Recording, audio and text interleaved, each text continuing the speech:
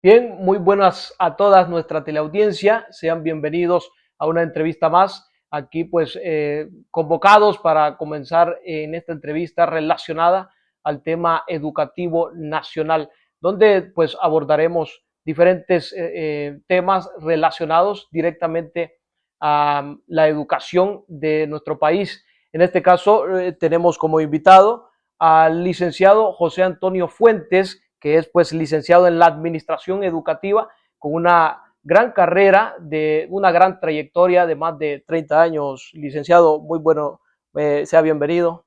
Buenas noches, Bueno, muchísimas gracias por la invitación para hablar de este tema tan importante como es la educación nacional.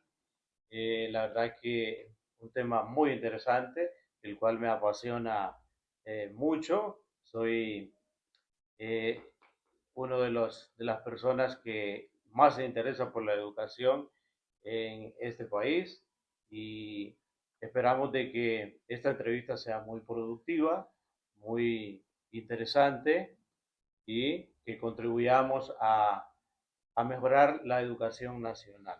excelente, muchas gracias, licenciado. Recordar a nuestra audiencia que pues sabemos que usted pues es licenciado en la administración educativa, pero también ahorita en pues en esta trayectoria del gobierno de la presidenta Xiomara Castro, usted se ha desempeñado como pues un miembro de la Junta Departamental de Selección de la Educación en Francisco Morazán. Relacionado a este tema, vamos a comenzar abordando cómo se ha trabajado en este sistema de las audiencias que se han trabajado y que se han implementado para pues tener un mejor orden al momento de reordenar a cada uno de los Sí, licenciados. una estrategia que se vino utilizando durante el gobierno de la presidenta Xiomara Castro, una estrategia de transparencia para el otorgamiento de plazas. A nivel nacional se realizaban audiencias en todos los departamentos, todas las direcciones departamentales y específicamente aquí en la dirección departamental de Francisco Morazán.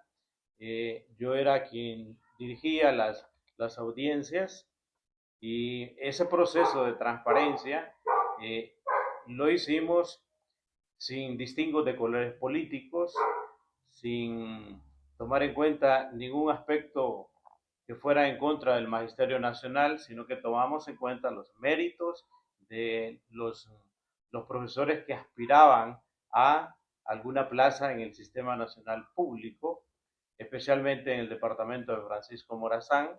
Lo hicimos por lo menos una o dos veces al mes las audiencias, cuando salían las jubilaciones o cuando había cierta cantidad de plazas disponibles para el magisterio del departamento.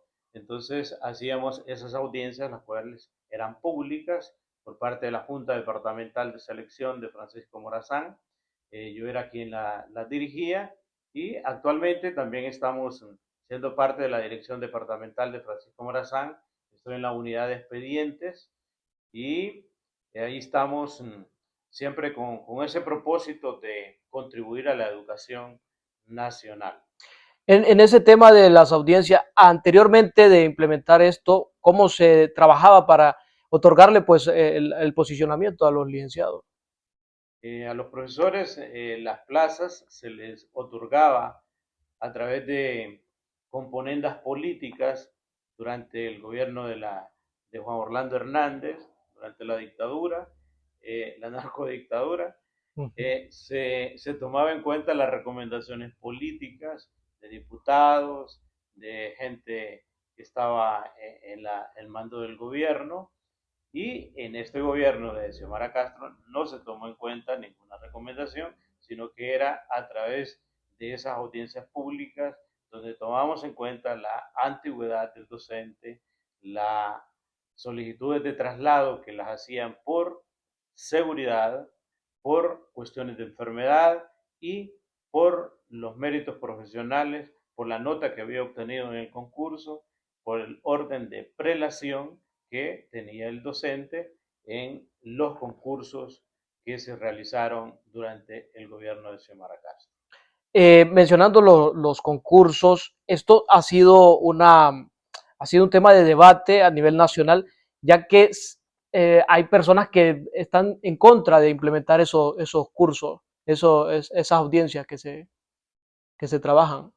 Bueno, las audiencias no sabemos si se van a seguir implementando en este gobierno, aunque hay un comunicado de parte de la dirección departamental que se van a realizar audiencias en el mes de abril, pero hasta la vez no se ha realizado ninguna audiencia. Esperamos de que sí se realicen y ya tenemos los listados de traslados que han presentado los compañeros docentes a nivel del departamento. Lo presentaron del 10 al 15 de enero ya de este año 2026. Ya las tenemos ordenadas por antigüedad, por seguridad y por orden de integración familiar.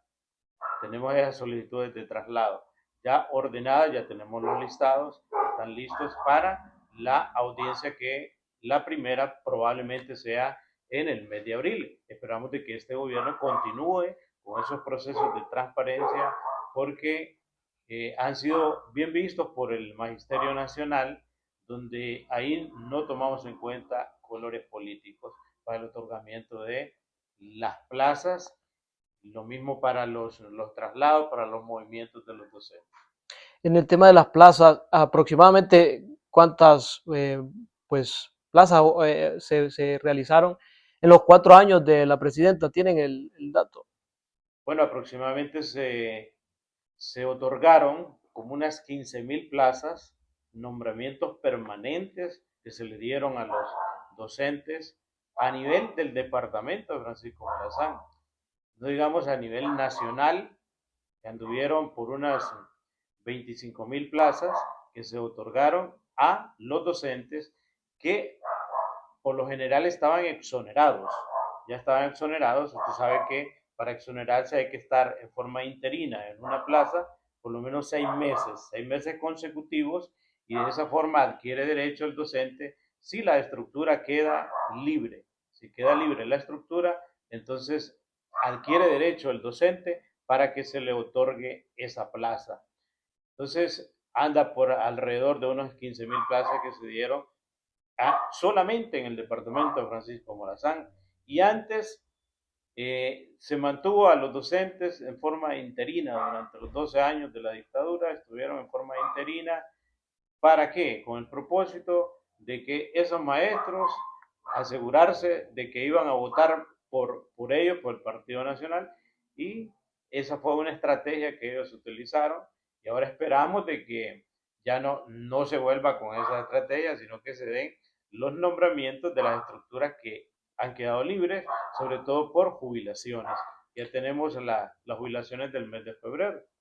En cuanto a la postura magisterial en este nuevo gobierno, ¿cómo ustedes pues, tienen su estructura relacionada a cómo van a trabajar con este nuevo gobierno que anteriormente el Partido Nacional no tuvo un cierto apoyo para el magisterio?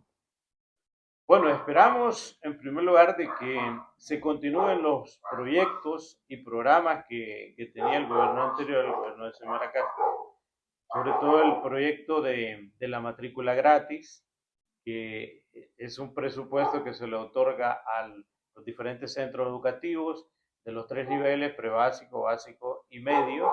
Se le da cierta cantidad de dinero de acuerdo al número de estudiantes que tiene en cada centro educativo, y eso ha venido a mejorar la infraestructura de los centros educativos porque esos fondos se invierten para mejorar las condiciones físico-pedagógicas de los centros educativos. Entonces esperamos de que ese proyecto continúe, la matrícula gratis, lo mismo que la merienda escolar. Entiendo que ya se ha empezado a dar la primera remesa, eso va a continuar, esperamos de que continúe durante los 4 años de este gobierno de Narria Fura. Actualmente, ¿cómo usted ha evaluado pues, el avance general de la educación pública en el país? Bueno, durante los 4 años del gobierno de Xiomara Castro hubieron grandes avances, sobre todo en la infraestructura de los 12.500 centros educativos públicos que hay a nivel nacional, pues se lograron reparar y reconstruir y construir centros educativos, una muy buena cantidad, más de 5.000 centros educativos se lograron reparar. Pero tenemos un déficit de unos 7.000 centros educativos que todavía están en condiciones que no están aptas para las condiciones pedagógicas que necesitan nuestros estudiantes.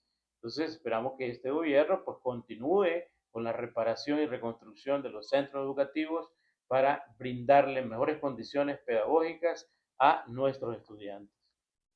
Siempre relacionado a los centros educativos, se habla de 5.000 escuelas reparadas. ¿Es cierta esa cifra o solo es un dato que se relacionó Sí, con como el le tema de decía, que Xiomara anda Castro? por ahí alrededor de 5.500 centros educativos que se repararon durante los 4 años del gobierno de Xiomara Castro. Y durante los 12 años de la narcodictadura no se logró reparar ningún centro educativo.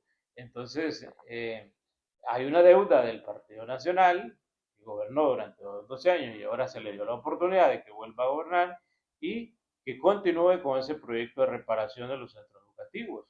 Ojalá que se asigne el presupuesto nacional general de la República, se asigne una partida para la reparación de esos 7.000 centros que andan sin reparación.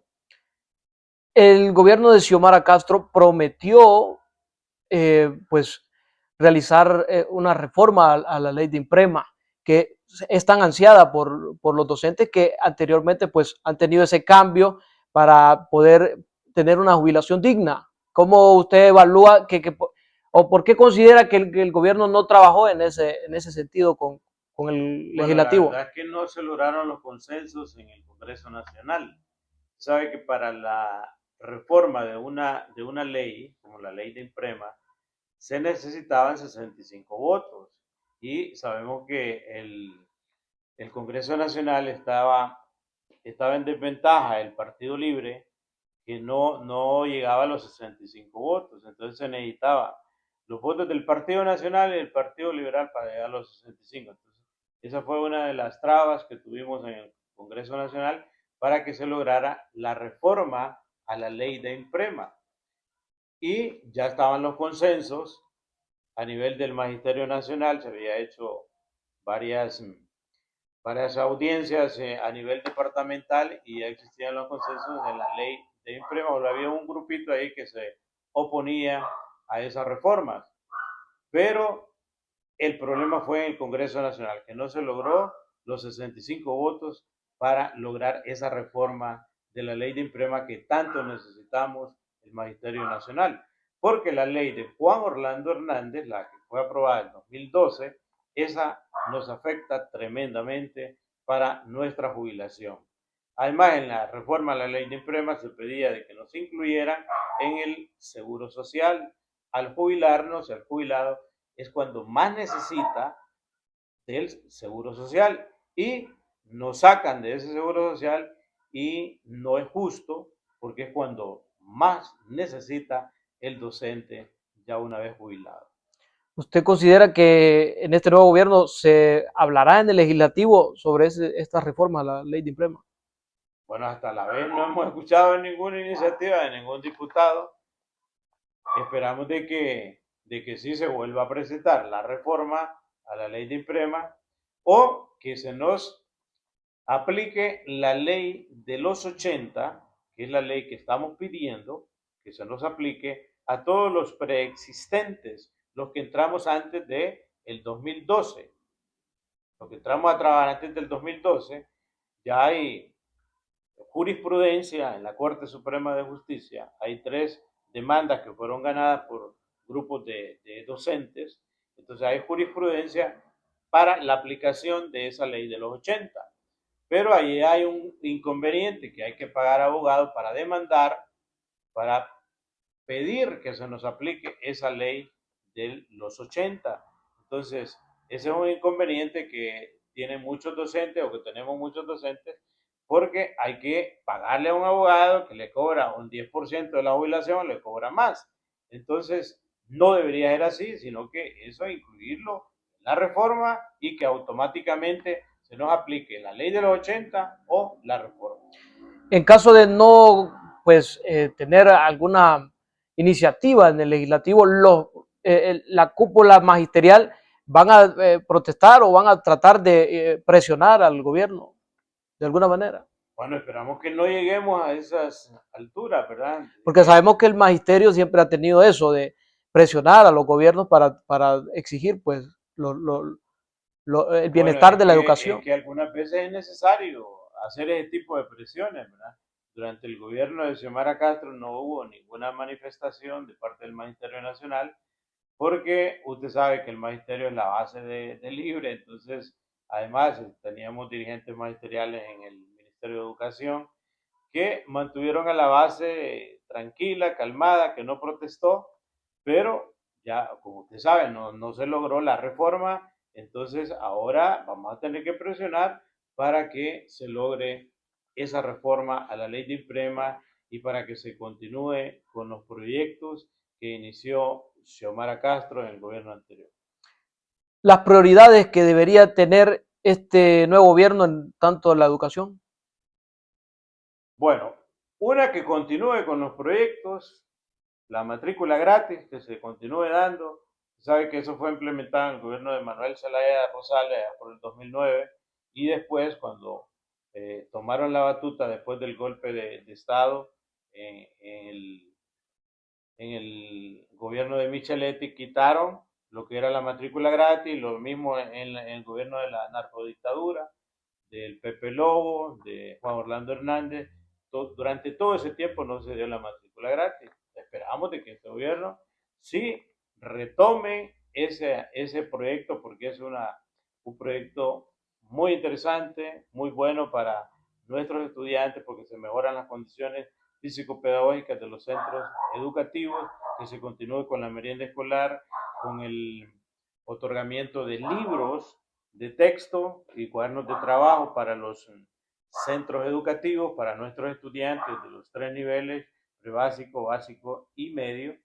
Entiendo que ya se repartieron algunos libros que este gobierno actual de Narria Fura ha venido saludando con esos libros, pero esos libros ya estaban presupuestados, ya estaban elaborados, porque en 2 o 3 días no los iban a hacer, obviamente, entonces esos libros ya estaban en el gobierno de Xiomara Castro y lo que hicieron este gobierno es andar saludando con sombrero ajeno de repartirlos en algunos departamentos, porque no es posible que los hayan hecho en tan poco tiempo.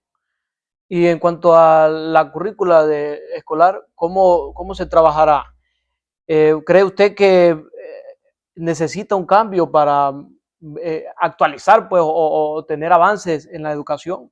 ¿O continúa medianamente pues como se trabaja siempre? Siempre es necesario ir haciendo adecuaciones curriculares a medida la sociedad va desarrollándose a nivel tecnológico, a nivel, a nivel mundial, la educación tiene que ir mejorando, poniéndonos al día con las nuevas exigencias del mercado laboral, sobre todo en las carreras que oferta el sistema educativo nacional a nivel medio, ir mejorando la currícula, donde el estudiante salga mejor preparado a nivel tecnológico y de acuerdo a las exigencias del mercado laboral, para que pueda integrarse a ese mercado laboral y pueda continuar sus estudios a nivel superior. Lo mismo las universidades, sacar mejor preparados a los profesionales en las diferentes áreas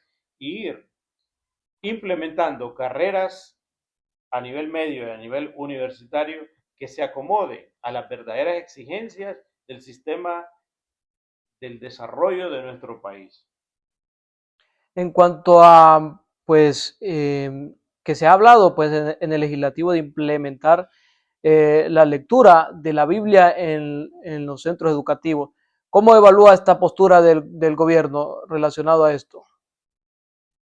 Bueno, la verdad que eso debería dejarse opcional para que los centros educativos decidan qué tipo de educación se le va a dar en cuanto a la religión. No se le puede exigir a un estudiante que se centre en alguna religión específica.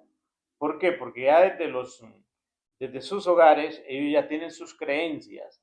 O son católicos, o son protestantes, o son mormones, o testigos de Jehová, ya tienen su creencia formada en el hogar. No podemos exigirle a que lea una Biblia cristiana o una Biblia católica en el centro educativo, porque en la Constitución está establecido que la educación es laica. Eso quiere decir que no incluye la religión. Entonces, no podemos a través de una ley imponerle determinada religión al estudiante, sino que eso debe ser opcional. Pero se habla de como de una manera de implementar valores a través de la Biblia. ¿Cómo los docentes pues implementan esos valores, los valores morales a los niños si no usan este mecanismo de la Biblia? ¿Cómo se está trabajando? Bueno, está la clase de educación cívica. En la clase de educación cívica hay formación en valores. La clase de educación cívica se da a nivel básico y a nivel medio.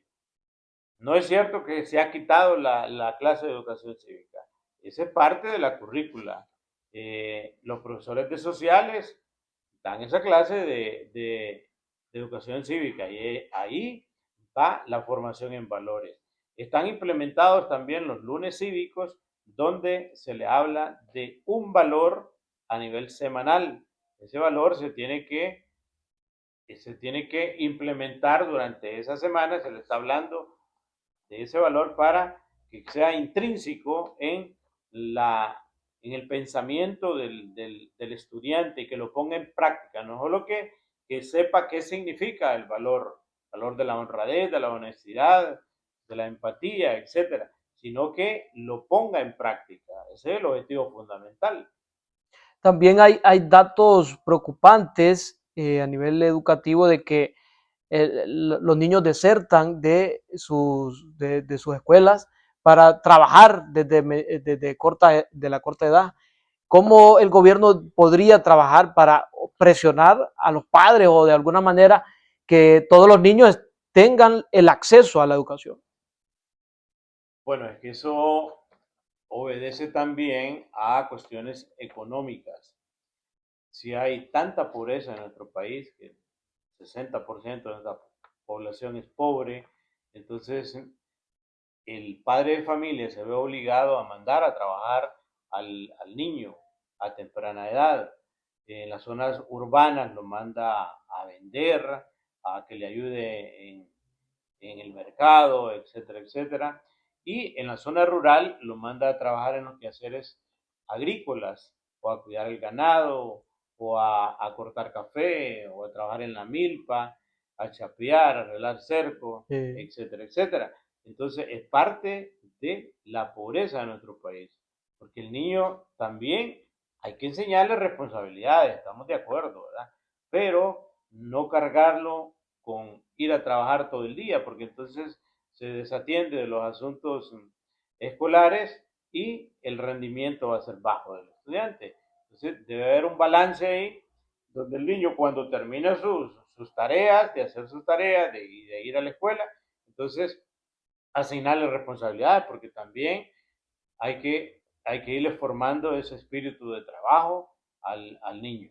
Pero ¿no cree usted que el gobierno debería de tener algún presupuesto o desprivatizar completamente el gasto de las familias en el ámbito de los centros educativos? Totalmente gratuito, que accedan a libros, a mochila, todo eso hace que pues los estudiantes pues puedan ingresar y no presionar a los padres en el nivel económico.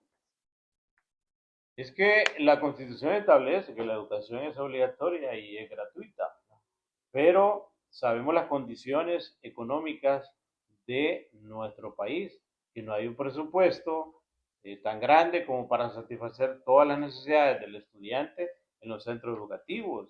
Se le debería dar una merienda escolar completa, por ejemplo, que, que contenga, que no contenga solamente harina de maíz, que es lo que le dan actualmente, harina de maíz, aceite y frijoles.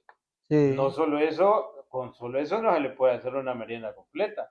¿Qué hacen los padres de familia? Ellos se reúnen y le compran otro tipo de alimento para no solamente darle tortilla y frijoles y arroz al niño, ¿verdad? Sino que hay que darle otras cosas, hay que darle queso, hay que darle huevo, hay que darle otros complementos del alimento que otorga el gobierno. Entonces, no todo se le puede cargar al gobierno también. Hay que ver las condiciones económicas de nuestro país. ¿Cree usted que se ha descuidado por parte de las autoridades eh, la educación? ¿Le han dado más importancia a otros temas que la educación? ¿O sí considera usted que se han trabajado en los últimos años, aproximadamente unos 10 años? Bueno, en el gobierno de Xiomara Castro sí se asignó un presupuesto mayor para educación y de hecho se lograron grandes avances en el sistema educativo nacional. Como decíamos anteriormente, se mejoraron los centros educativos, muchos centros educativos fueron, fueron reparados, fueron reconstruidos, porque la verdad que se estaban cayendo, estaban muy deteriorados y se le dio prioridad a ese aspecto físico de los centros educativos para brindarles mejores condiciones físico-pedagógicas a nuestros estudiantes, pero aún falta mucho más que hacer. Esperamos de que este gobierno continúe con esos proyectos y programas para mejorar la educación nacional. Bien, le agradecemos, licenciado, pues hemos llegado al final de esta entrevista nutrida, relacionando diferentes temas precisamente de la educación nacional. Y pues algún último mensaje usted para la audiencia que nos ve relacionado a los retos que pueda enfrentar la educación o algún mensaje positivo. Pues. Bueno, agradecemos la invitación que se nos ha brindado para hablar de estos temas tan importantes como es la educación nacional de nuestro país. Esperamos de que vaya mejorando continuamente nuestro sistema educativo nacional público y que este gobierno se preocupe más por la educación de nuestros estudiantes en los tres niveles, nivel prebásico, básico y nivel medio. Esperamos de que se mejoren las condiciones de los centros educativos, como lo hizo el gobierno anterior. Sabemos que el presupuesto nacional debería de incrementarse y mejorar las condiciones de nuestros estudiantes. También al Magisterio Nacional, que tengamos esperanza que se apruebe la reforma a la ley de INFREMA, que se mejoren las condiciones económicas de nuestros compañeros docentes. Hay un incremento que está en el presupuesto del 2025 y que debe aplicarse también en el 2026. Esperamos de que sí se incluya en la reforma que se le va a hacer al presupuesto nacional del 2026. Porque usted sabe que la inflación, eso va incrementando cada año, entonces es justo y necesario que se le dé este incremento que anda por alrededor del 6% a nuestros compañeros docentes. Bueno, le agradecemos mucho. Con esto, pues, llegamos al final de esta entrevista. Agradecemos también a toda nuestra teleaudiencia por estar al tanto de nuestra entrevista y pues esperarlos en una nueva emisión. Y con esto, pues, cerramos este tema de la educación con grandes retos y expectativas para este nuevo gobierno, que esperemos que sea de mucho apoyo para este sector que ha sido, pues, en tiempos pasados pues no ha tenido el apoyo suficiente para el desarrollo de nuestro país. Con esto pues buenas noches, bendiciones.